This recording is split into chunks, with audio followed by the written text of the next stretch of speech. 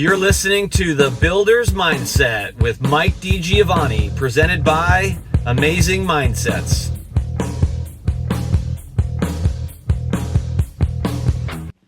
Hello. Welcome back to another episode of The Builder's Mindset.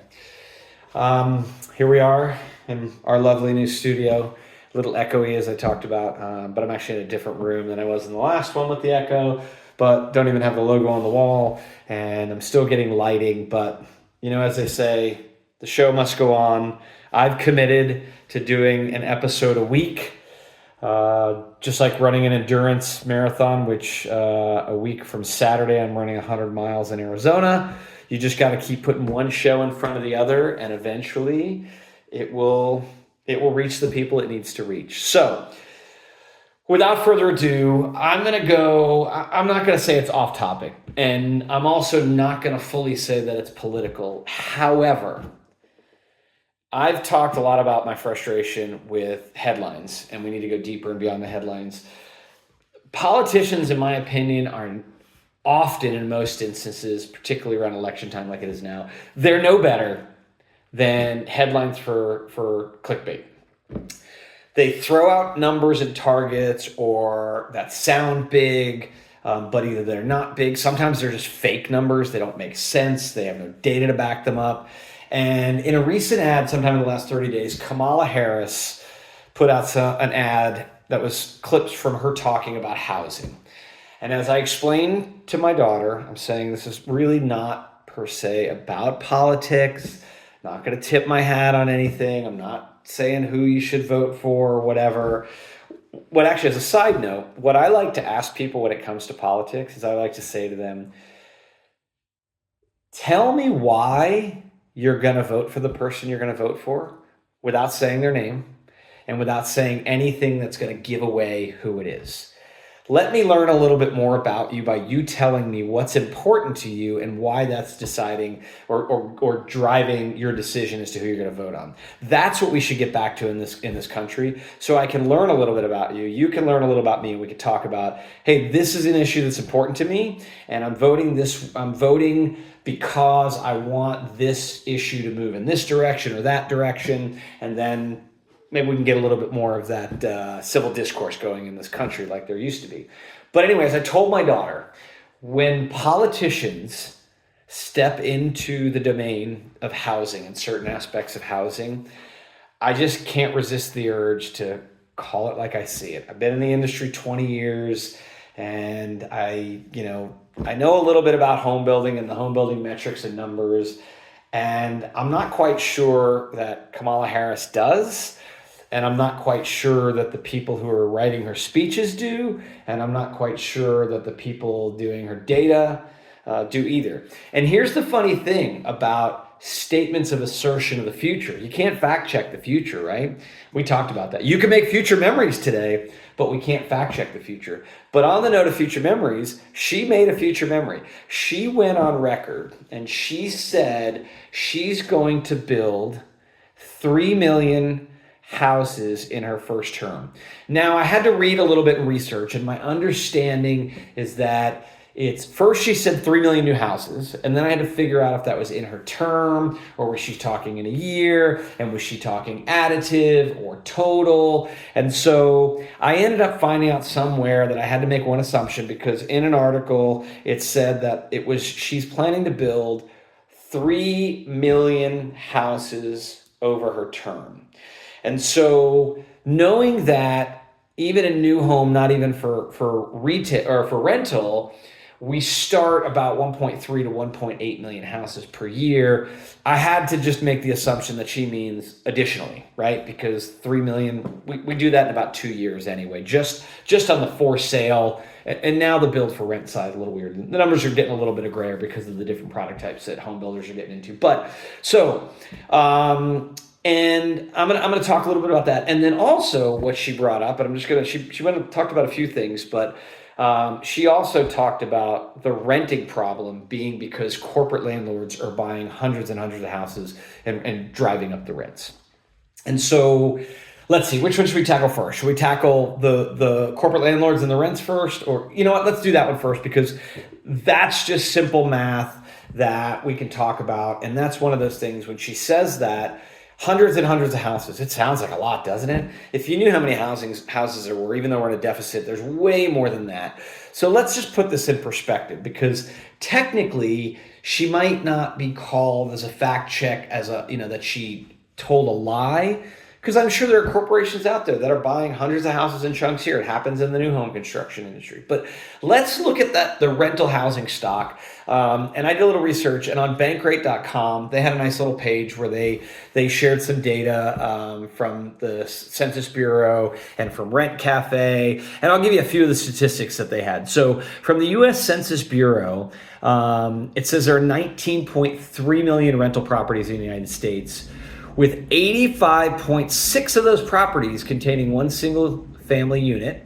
In total, there are 49.5 million rental units in the United States. Okay, so if you think about that, 19.3 million properties, 85.6 of those are like single units. So like 85% of those are like one house, one unit here or there, but there's a total of 49.5 million rental units. Okay, so in those 19.3, some of those properties are complexes, right? Like big buildings with hundreds of units in them, So, so if we go a little bit further, it's that builders are on track to add a record 518,108 new apartment units to the U.S. rental market in 2024. So go back to, they're buying up hundreds and hundreds of units, these giant corporations. We're going to add 500,000 this year to the 49 million units, and she's worried about hundreds and hundreds. She's not worried about that. She's trying to get the attention of the voters, right? And to typical voters, that sounds like a lot, but it's disingenuous, okay? But then here's the real facts that are really important to understand corporate landlords and what they're doing. Rental properties are largely owned by individual investors. Individual investors, 70.2%, followed by LLCs and LLPs, 15.4%, and real estate corporations and REITs own 1.2% of the rental properties in the United States. 1.2%. Even if you count LLCs, and let's be clear about that, that could be some small companies. They're technically not corporations, but all kinds of people form LLCs for some reasons. And some of those could be companies that own, 3,000 units or whatnot. But also LLCs and LLPs can be private individual owners. Imagine someone in your family bought a house and they had to move to a bigger house, and they hung on to that other house and they rented it. Then when they got in that bigger house, they saved money, they worked really hard, and they needed a bigger house, and they moved to their third house, but they kept the second one and rented that one. They now own two properties, and they can choose to own those properties in a way. They put them in a trust, they can create an LLC if they want. Three friends can get together and create an LLC to invest in housing and own 10 houses, 15 houses. So it's just disingenuous, the number she's putting out there. She's trying to get people riled up. And I would say probably for me, then a large constituency of her voters are renters, and they're concerned about rent prices, as they should. But let's be straightforward and honest with them. So with that said, that's the one thing I wanted to address from her ad and her talk. The second one, which might take a little bit longer, is these 3 million new houses. So I had to do, like I said, I had to do a little digging, and I had to figure out that essentially she's talking about 3 million additional houses over her term if she were to get elected. So let's do that math. That boils down, if you look at the starts, remember we said 500,000 new apartment units in the rental market in 2024, and the United States single family homes, like the builder production homes, we'll probably end up at about 1.4 million starts this year for single family homes and for sale homes this year. And so that's about 2 million. And so if you kind of do the percents there, let's say 75% of the unit starts in a given year are single family and 25% are rental, okay? Rental projects do tend to be bigger, but there's not as many. We have like, new home communities all over the place. So I wanted to get that math because I needed to make one assumption. In that 3 million, I needed to make the assumption of that 3 million broken down into 4 years, so 750,000 a year. I had to get some numbers to assess how many of those would be what I consider, typical builder new home construction, because that's my forte, right? I'm not going to speak on the rentals too much unless I can get specific data, but I'm not in the rental world. I'm in the for sale production home builder world. I've been for 20 years. And so what I did was I said, 3 million houses over 4 years. That's 750,000 additional units a year. And let's assume that the percentages hold, that she adds that stock if her plan goes into play in the same fashion and capacity, right? That 25% of that stock will be rental and 75% of that stock will be for sale. Why do I make that assumption? For two reasons. One, she talked about rents and rent rates being an issue. So she's got to, if she sticks true to her objective and word and trying, she's going to try to bring some of that as rental stock. And two, she told the story of her mother buying her first home, how home ownership is out of reach for so many people. So she's got to be addressing that as well too. So for argument's sake, let's just assume it's an even mix. And so that means 562,000 new homes per year to the production of the new homes. Now, this is where the fun goes, okay?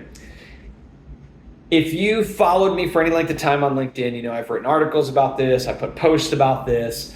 The labor force is aging, and the labor force has been decimated since the Great Recession back in 08, 09, 010. We lost serious amounts of labor in the industry, much of which had not come back. And I had to look up some additional statistics just to validate what I would call my expert opinion on what I think in terms of, housing capacity, because I think this is where it gets interesting. And next week, I'm going to talk about trade capacity in a little greater depth. But if you look at the math, we're going to build we're going to start about 1.4 million houses in 2024. That's about what we started in 2023, 2022, a little bit higher. But if you look at the math and the numbers, we generally track to be on pace for 1.4, 1.5. And I've historically said that since the Great Recession and since we lost so many workers, and the ones that are still in are older, and it's an older workforce, that if you look at between 2009 and 2023, the starts from that time when we lost all of those workers, which was about 500,000 starts that year because we had such a massive amount of inventory because of the great financial crisis, to about 1.4, like I said, a little over 1.4. So we're talking like 3 times as many starts and only 45% workforce improvement over that time. So the capacity is already stretched. And I'll like I said, I'm going to go deeper into the numbers of the trade base and some of the folks that I think are really doing great things to try to improve the trade base and advocate for trades. We should, if we spent half of the dollars advertising for trade schools, trade programs, and kids going into trades that we do on college tuition, we'd solve the trade problem, in my opinion, in the next decade, and the housing problem. And I'll talk about the housing problem and whatnot, but next episode. But back to the numbers. So her few assumptions that I made, right? Like I said, 750,000 a year. Let's assume 75% of those are going to go to new homes. That's 562,000 added to what I believe we're going to end up at about 1.4 and change, in my opinion, maybe a little less than that. But we're going to go from a run rate of 1.4 million, okay, the last 2 years. And we're going to take that to, if her plan works, if she's able to make this work out, we take that to almost 2 million a year. And you could let's just do some rough math. It's about a third of an increase, right? 1.4, a third of 1.4 is not quite 500,000, a little bit less. So it's a bit more than a third. And so who's going to build these houses? And I know, let me talk about, the unions are going to come to the rescue and whatnot. And I'm like, my question to that, if that's what gets posed, is twofold. Number one, if the unions can do it now, what have they been doing? And number two, what do you think is going to happen to the price of housing if she goes out and puts 562,000 new for sale units with union labor rates? I've talked about this, like the cost to build a house from the foundation to the roof and everything in between, single largest component cost-wise of that house, and union labor will take the cost of labor, which is about half of that cost, upwards in the neighborhood of somewhere between 30 and 100% more, depending upon the market and the environment that you're in, if you were to build them in union. Now, I'm not saying that's what she's going to do, but like I'm still trying to figure out, we have a run rate about 1.4, 1.5. And I just don't see how she's going to do it. Like, fixing the trade problem is going to take more than one term. And there's not a lot of help in the industry, in my opinion, in the government, to fix this problem. There hasn't been for some time. As a matter of fact, with all the push for colleges and everything that's going on in terms of that's been going on since I was in high school in the 80s. It's been college, college, college. We created the problem that we're in with this whole college phenomenon. And that's why I'm going to encourage my kids to go get a job in the trades, because I think those are the jobs of the future. AI is not going to take over a plumber's job. So it's a good, secure job. Think about that. We'll talk about that on another episode. But it's not possible to increase those number of starts that much in that window of time. Just not going to happen. So whoever's making these numbers up for her, I'd love to see the backup of the plan, and I'm calling BS right now because I don't think it's possible. I don't think it's going to happen. And I'll kind of wrap up, because I'm going to go deeper into it when I talk about it in the trade capacity, which we're going to talk about in the next couple of weeks. But if we look just briefly at some of the numbers, I'll give you a couple numbers. The last time we were over a run rate of 2 million on a month, just the monthly average for that run rate of 2 million, was in February of 2006, right at the peak of the market, right before the crash. We were at a run rate of 2.1. In January, we were at 2.3, and it was gangbusters. We were still doing it, but that's because, like I said, that's before the Great Recession pushed everybody out of the trades into other industries, because we dropped in May of 2009 to about 500,000. So the Great Financial Crisis caused a capacity or a supply input reduction to the tune of 25% of what it was. Trades leave, and half of them have come back. We're up about 45% from that time to now. We've gone back up that. So if you think about that, that's the last time we were over that run rate. More recently, what I'll share with you, and we'll go into more depth later, April of 2022, what I would say is one of the peak months, peak start months, post-COVID boom for everything. And I was in the thick of it. I was VP of purchasing for a large division of a home builder at that time. And I'll tell you, I spent the majority of my day juggling phone calls, juggling problems, issues, challenges with material supply, all kinds of capacity issues. I know everybody's saying, well, yeah, we all had supply issues, and those are kind of settled out now. And yes, they have. I'm not concerned. It's not about the supply. But there are areas of supply that I think if we get up to that number that she's talking about, we will feel certain areas of supply, even in these post-COVID times. But in that year, 2022, April 2022, when we hit a run rate at 1.8 million, we didn't have enough labor to build the houses we were starting. And it was a rough 6 months after that, because it takes about that long to build a house. And probably back then we were all more closer to 7 months. And that's what happens when you have that stretch. And that's 1.8. Her numbers are talking to getting us over 2. The system couldn't handle 1.8, and she's talking about 2. This is why I'm calling BS. It's not going to happen. Look deeper into the numbers. Do the math. She's not going to solve this housing crisis by waving a wand and saying, we're going to do this many new houses. Not going to happen. But it's great clickbait. Makes the news, makes the headlines, made her ad. They loved it so much, they put it in an ad. As I said, this is not political. These are just facts. These are just numbers about an industry that I know a lot about, and that's why I'm talking about it. So, like I said, plan to do an episode on trade capacity where we'll dive a little bit deeper into some of these numbers and share why I feel so strongly about this. But I don't think it's possible, and I am willing to put some money down right now and say I don't think it's going to happen. Anybody want to take me up on that bet, feel free to reach out. As always, we appreciate you being here. If you like the show and you like what we're doing and you like what you're hearing, reach out. You know how to get a hold of us. Let us know. Please click the subscribe and the like button. Share this with a friend in the industry who you think might enjoy it. And always open to ideas and suggestions for new topics. Love talking about this business. Love talking about this industry. And I can't wait to catch up with you again on our next episode. Have an amazing day.